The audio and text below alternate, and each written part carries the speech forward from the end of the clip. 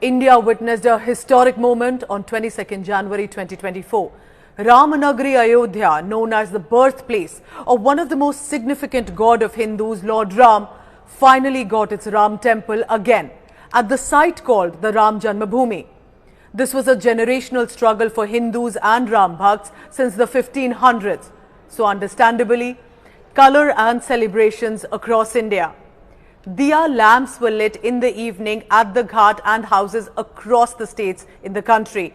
Neon lights, laser shows were also done, events were organized. Many called this as a civilizational moment that they were witnessing in their lifetime. Similar emotion was seen and felt in other countries too, where members of the Hindu community live.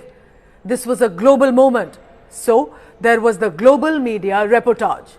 But most in international media, the usual suspects, documented not this beautiful moment of smiles and happiness among Indians, but misinformation and bias, mainly with words and headlines of fear, frenzy, controversial, raised mosque, communal tensions and Hindu supremacy in India. New York Times headlined its report.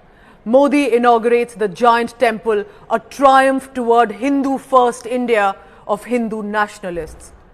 In the subheader, it said, the temple inaugurated by the Prime Minister is on the disputed site of a centuries-old mosque destroyed in a Hindu mob attack that set a precedent of impunity in cases of violence against Muslims. Why this misinformation, disinformation campaign? Disputed site? And why did you miss the 2019 Supreme Court verdict? Did you miss the legal hearing and the constant fight for decades in the court? Because the temple was built as per court orders, after legal scrutiny for years. But the report starts not with the emotions and relief or the tears of the devotees when the doors of the temple opened, but how foot soldiers since the 1990s fanned across the country for the temple that now defines Hindu supremacy. The BBC headlined its report, Indian Prime Minister inaugurates the Hindu temple on raised Babri Mosque site. The report starts and focuses on Hindu mob, the mosque raised, and Prime Minister Modi's electoral gains ahead of 2024 elections. Sprinkled in between somewhere through the article are some celebrations in different parts of the country by Hindus. Then the BBC video report goes on to focus on Muslims in fear. Any celebration by Hindus are juxtaposed by the 1992 demolition in the next frame. There is nothing in the report on the young car sevaks that were killed and shot dead, thrown in the Saryu River by the Uttar Pradesh police on government orders in 1990. No mention of a generational struggle in years of fight and wait, or simply what Ayodhya Vasis may have to say at this moment for what this means to them as living in Ramanagari, which finally gets the temple after hundreds of years again. Washington Post, the WAPO, headlines with the report. Controversial temple caps years-long campaign. The destruction of the mosque had triggered deadly riots in 1992. Raised mosque, raised mosque, raised mosque in the headlines. Not quoting as the focus of how generation after generation kept alive accounts in written and verbal that this was the site of the most important deity for most Hindus, most Indians, and on this site was built the Babri Mosque. Babur, a Mughal invader, could get a mosque constructed in his name anywhere across the occupied territories. But the chosen location was what Hindus had believed as the Ram Janmabhoomi, where the Ram temple had stood as the birthplace of their god. What was the reason of the construction of the mosque is anyone's guess. The temple is being built after a Supreme Court verdict, after a legal fight that had started during the British era. Petitions after petitions, more petitions were filed.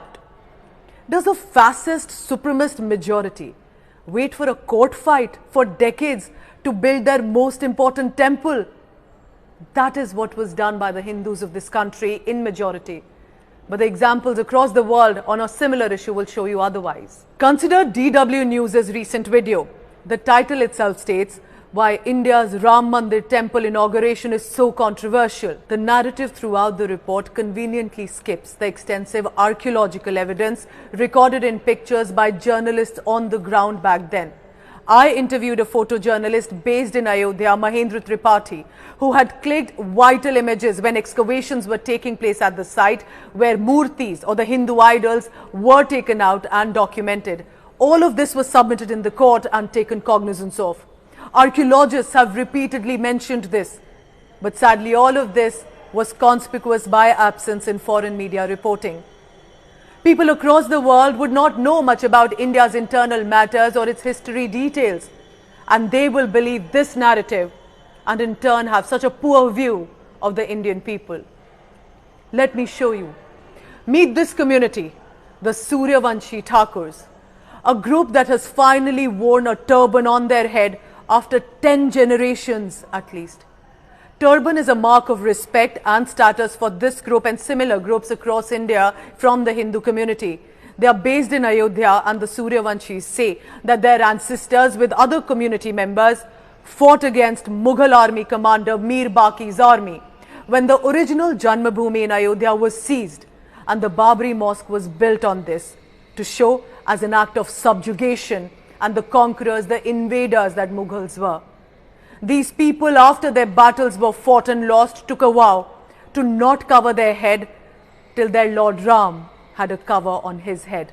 They followed this pledge generation after generation. They had tears when I met them, when a grandson, a teenager, finally got to put a turban on the head of the grandfather. There were cheers that the village had erupted in. This was the Indian sentiment. But the foreign media nowhere reflected these images. The DW reporter instead said, political stunt, Hindu Rashtra gimmick, and the Muslims are in fear. DW continued to play into this fear and division with videos like these, stating communal tensions are stirring in Ayodhya. But if you were to be in the city, in the alleys of Ayodhya, a different story was unfolding. Hindu and Muslim community members who possibly saw this as a fresh start to peace after years of conflict and tensions were working hand in hand on the temple and in celebrations, trying to weave a tapestry of communal harmony. Muslim artists were singing Ram bhajans across the country. They were crafting their art on the pillars for the temple. They were feeling happy for their Hindu brethren. But if you were to watch foreign media, you would not see that.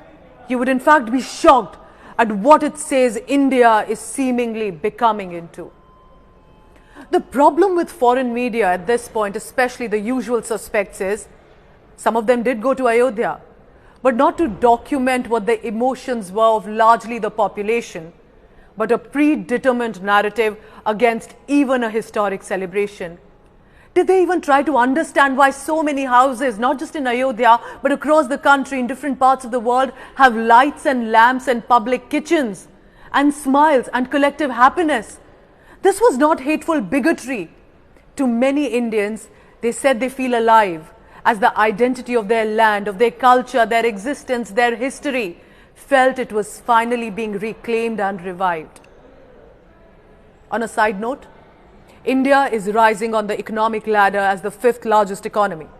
The International Monetary Fund is appreciating India as the only bright spot on the dark horizon.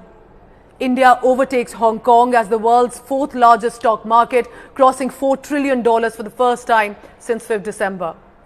But The Economist said this, using words like also Hindu chauvinism in India that will lead to economic stagnation. Al Jazeera, that is run from Qatar, quoted words like frenzy and fear in the headlines of how a mosque demolition in 1992 had hit India's social fabric. This was while the elderly in Ayodhya, who had lived their life just like their generations prior, waiting to see the temple again. They were eagerly waiting to see the Ram temple in their lifetime open doors. But the Al Jazeera in fact quoted an author to say, this felt like the tensions of 1947 partition violence all over again, that there is inter-religious hate being seen. Whereas on the ground, it was a stark opposite. I would in fact say this, that this Ram temple has ended years of long communal campaigns, a potboiler for heated, ugly debates that were a constant presence in Indian discourse. Finally, an issue that was being used regularly by both political divides to stoke emotional fire of Hindus and Muslims to get votes ahead of elections for their parties could have possibly ended forever. The issue is dead. Indians can with hope now move forward socially and politically. Far from being a symbol of division, this Ram temple can actually emerge as a catalyst for not just social rejuvenation but economic revival and resurgence too. The fact is, international media, when reporting on Kashmir, do not elaborately document the minority Hindus whose temples, ancient temples, were demolished and desecrated, who continue to face horrors by extremists even today. And when reporting on Ayodhya, they do not elaborately record majority Hindus who celebrated after a long time their history, past, present and future. Also, you would have noticed, neither the Prime Minister Narendra Modi nor the RSS chief nor the Hindus on the ground were shouting anti-Muslim horrific communal slogans while the Pran Pratishtha ceremony was on. In fact, there were bhandaras or public kitchens were being organized across the country to do social service and seva.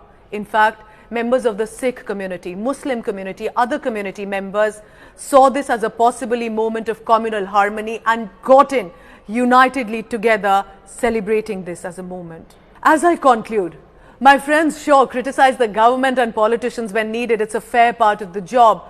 It is important to expose if there are systems wrongdoings and if there are critical voices, because everyone does have a right to express views and emotions.